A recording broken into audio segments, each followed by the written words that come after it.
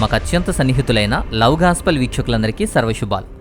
గలిలయ అనే ప్రాంతంలో కానా అనే ఊరిలో జరిగిన వివాహంలో ఒక అద్భుతం జరిగింది. యోహాను సువార్తలో లిఖించబడిన 7 సూచనల్లో మొదటి సూచక క్రియ కానా విందులో జరిగిన అద్భుతం. యోహాను సువార్త 2వ అధ్యాయంలో ఉంటుంది.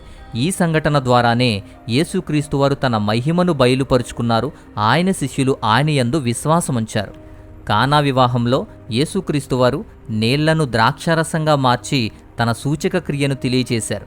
ఈ విషయం అందరికీ తెలుసు. ఇది ప్రజలకి బాగా గుర్తుండిపోయినప్పటికీ సువార్త రచయిత దీన్ని కేవలం ఒక సహాయ చర్యగా కాకుండా ఒక దైవశాస్త్ర ప్రత్యక్షతగా చిత్రీకరించారు. ఇది నూతన నిబంధన యొక్క ప్రారంభముగా, యేసుక్రీస్తు మెస్సియా అనే గుర్తింపును ఆవిష్కరించేదిగా, శిలువకు ఒక ప్రవచనాత్మకమైన ఒక సూచనగా, ఇలా చాలా లోతైన అంశాలతో కూడింది.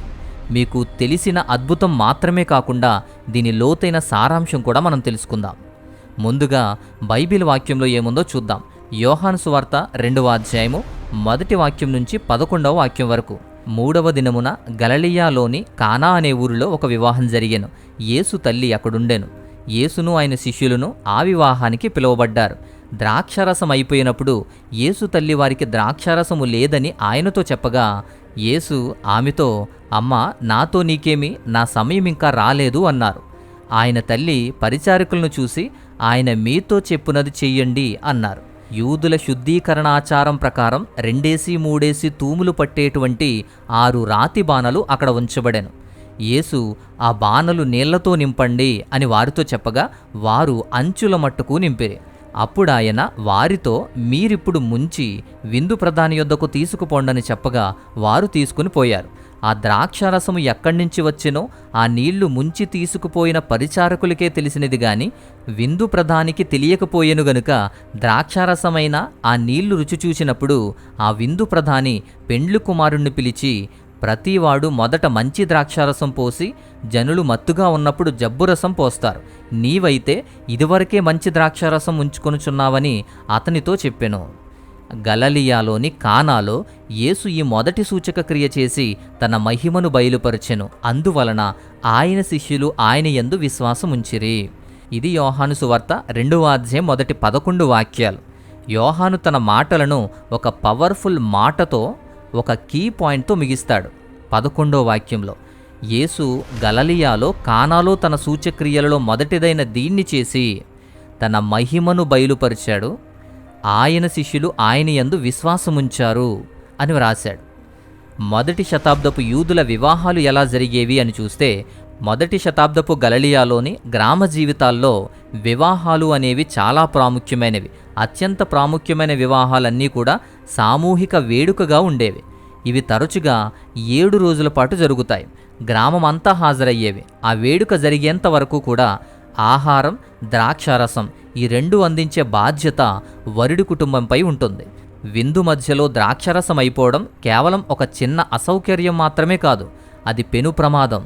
అది వరుడు కుటుంబాన్ని ఒక తరం పాటు అవమానానికి గురిచేయడమే కాకుండా యూదుల నిశ్చితార్థ ఆచారాల ప్రకారం చట్టపరమైన బాధ్యతను కూడా మోపే అవకాశం ఉంటుంది.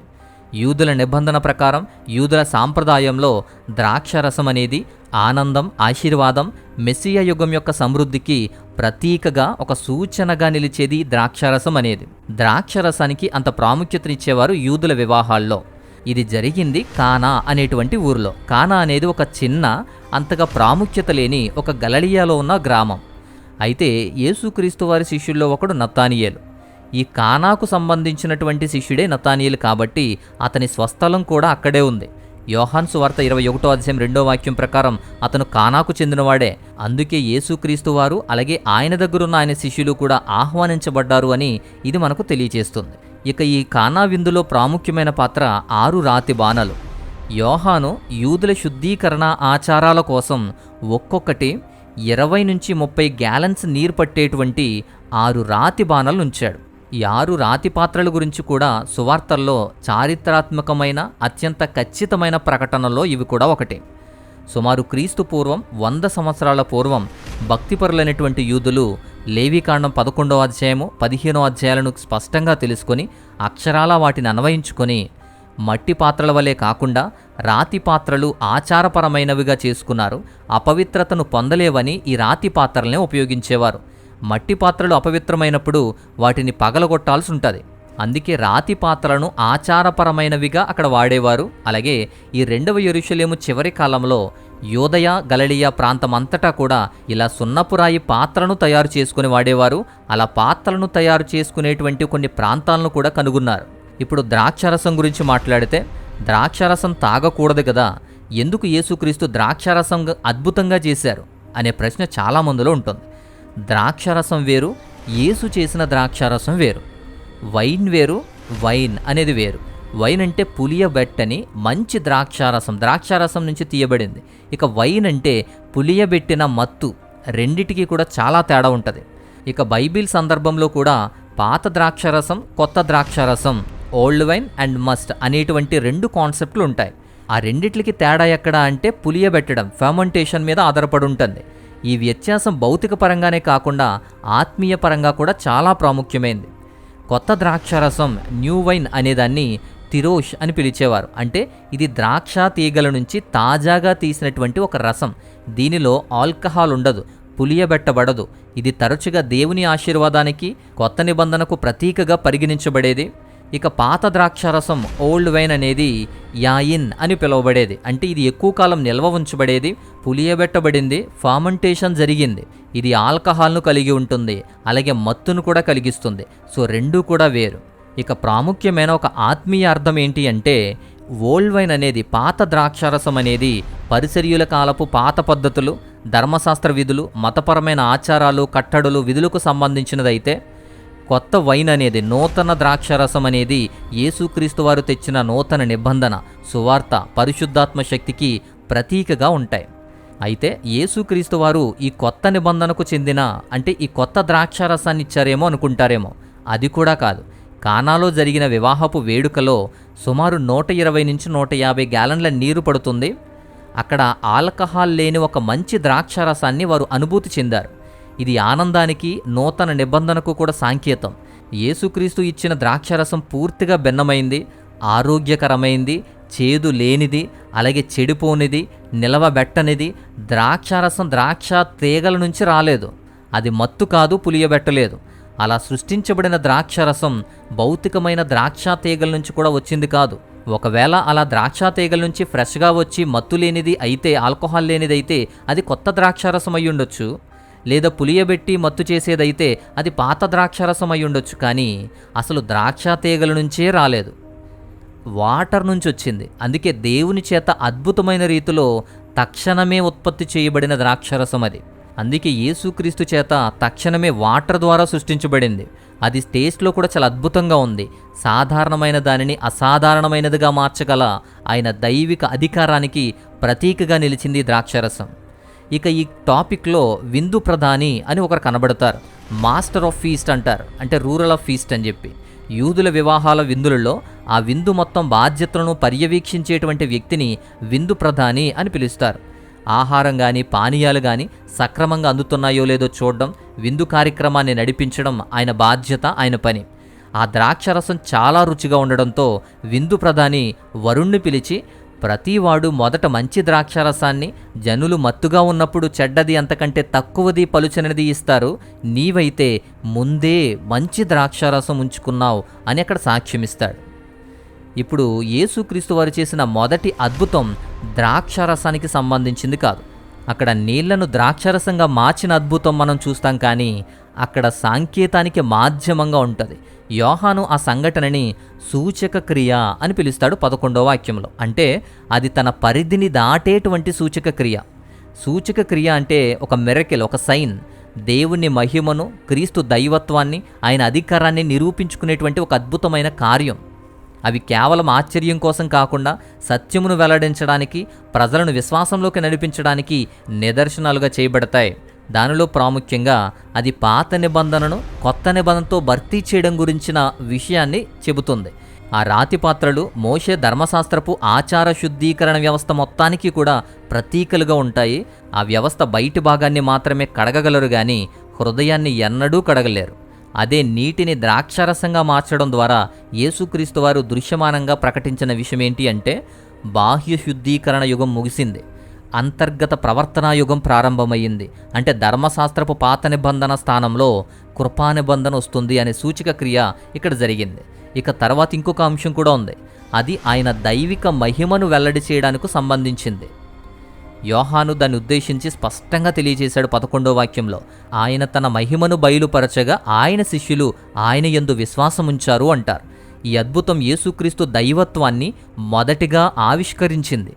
వాక్యము శరీరధారి అయి ఇప్పుడు పదార్థంపై సృష్టికర్త అధికారంతో పనిచేస్తున్నారు. నీటిని ద్రాక్షరసంగా మార్చడం అనేది ఒక సృష్టి కార్యం, కేవలం మెరుగుపరచడానికి సహాయం చేయడానికి మాత్రమే కాదు. ఇక తర్వాత ఇంకొక విషయం, అది మెస్సయ్యా విందు గురించిన ప్రత్యక్షమైనటువంటి ఒక సాక్ష్యం.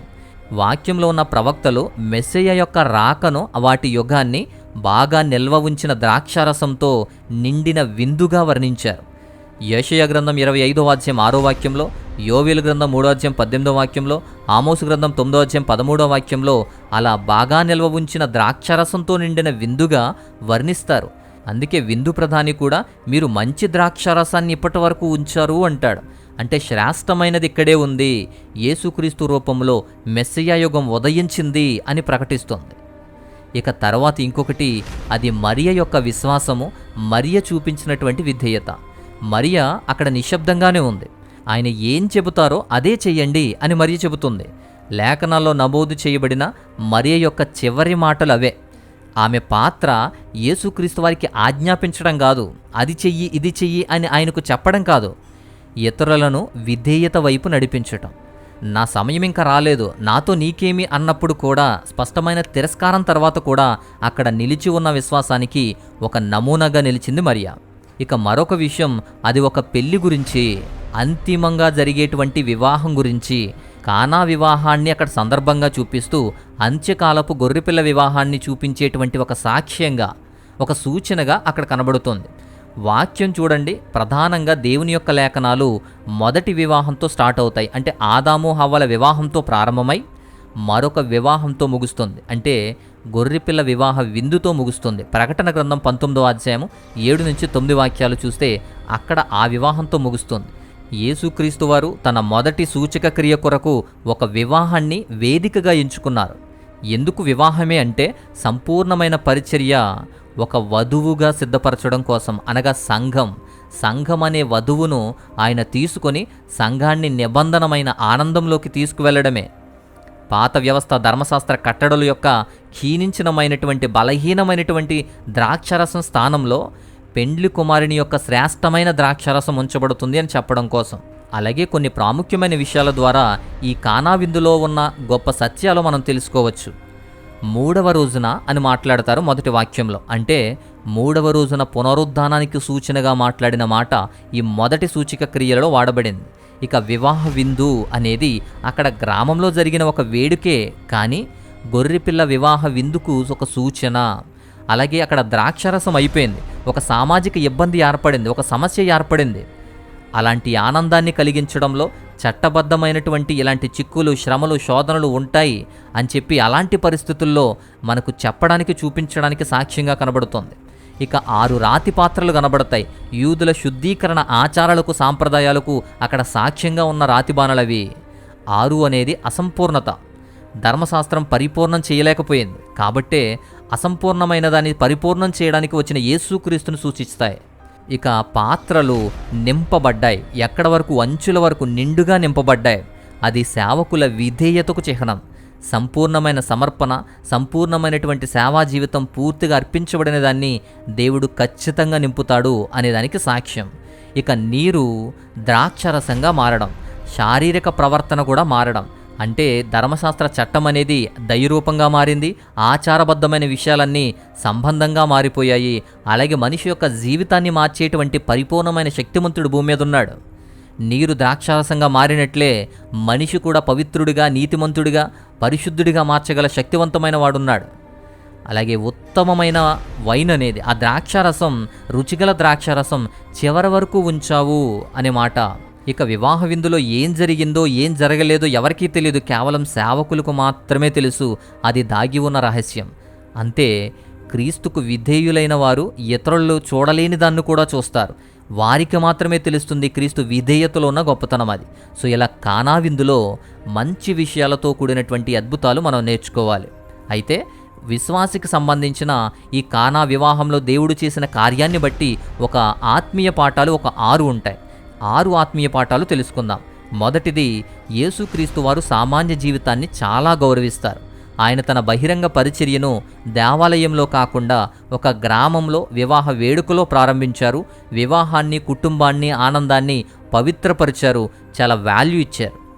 రెండవది, మీ ఖాళీ పాత్రలు ఆయన దగ్గరకు తీసుకురండి, ఆయన నింపుతాడు. శిష్యులు ద్రాక్షారసం తీసుకురాలేదు, వారు నీళ్లు తెచ్చారు. అది అన్నిటికన్నా చవకైన అత్యంత సాధారణమైన వస్తువు.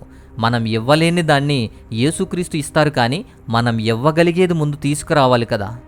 ఇక మూడవది, అద్భుతానికి ముందు విధేయత కావాలి. సేవకులు కొండలను నింపి వాటిని బయటకు తీసిన తర్వాతే నీరు ద్రాక్షారసంగా మారింది. ఆయన ఏమి చెబితే అదే చెయ్యండి అనేది ఇప్పటికీ మన పరివర్తనకు ఒక మార్గం. అలా విధేయతగుంటే మనం సాధించగలుగుతాం. ఇక నాలుగవది, దేవుని సమయం మన సమయం కాదు. నా గడియ ఇంకా రాలేదు అని మరియతో చెప్పబడినప్పటికీ ఈ అద్భుతం జరిగింది. ఆలస్యం అంటే తిరస్కరణ కాదు. కొన్నిసార్లు ఆలస్యంగా ఉన్నా కూడా సమాధానం కూడా ఉంటుంది, వదిలేయడు దేవుడు. ఇక ఐదవది, క్రీస్తు వారు ఉన్నతమైన దాన్ని ఇస్తాడు, మిగిలిపోయిన వాటిని ఇవ్వడు. క్రమంగా క్షీణించేటువంటి ప్రతిఫలాలు లోకపు పద్ధతికి భిన్నంగా ఉంటాయి. యేసుక్రీస్తు వారి జీవితంలో పవిత్రీకరణలో, నిత్యత్వంలో ఉత్తమమైన దాన్నే మనకి చివరి వరకు ఉంచుతాడు. ఇక ఆరవది, ఈ లోకంలో బహిరంగంగా, బాహ్యంగా కనిపించేటువంటి ఆనందాన్ని ఏమీ కలిగించడు దేవుడు. శుద్ధీకరణ పాత్రలోని నీరు ఎన్నడూ కూడా హృదయాన్ని సంతోషపెట్టలేదు. ఆత్మ యొక్క ద్రాక్షరసం అనగా యేసుక్రీస్తు రక్తంలో నూతన నిబంధన మాత్రమే సంతోషపెట్టగలుగుతుంది. ఇహలోక సంబంధమైన ఆనందాలు కాదు, శారీరక సంబంధమైన ఆనందాలు కాదు, ఆత్మ సంబంధమైన, దైవ సంబంధమైన, నిన్ను నిజంగా సంతోషపెట్టగలిగేటువంటి వాటిని ఖచ్చితంగా దేవుడిస్తాడు.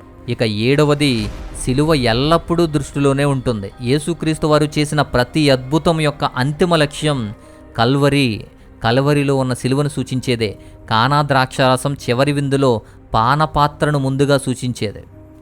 సో ఇలా అద్భుతానికి సంబంధించిన లేఖనాలను మనం అధ్యయనం చేయొచ్చు. కానాలో జరిగిన అద్భుతం ప్రాథమికంగా ద్రాక్షారసం కొరతను పరిష్కరించడం గురించి మాత్రమే కాదు, అది మద్యపానం గురించిన రుజువు కూడా కాదు. అది ఒక సూచక క్రియ.